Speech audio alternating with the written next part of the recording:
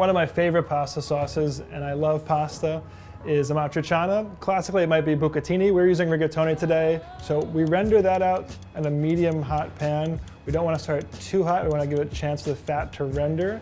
And as soon as it has, given a nice amount of fat that it's coating the bottom of the pan, we're adding onions. So that's cooking down, swaying together. Our pasta is already going. The sauce should cook in about the same amount of time as the pasta. So something like 10 to 12 minutes. It's a really quick dish.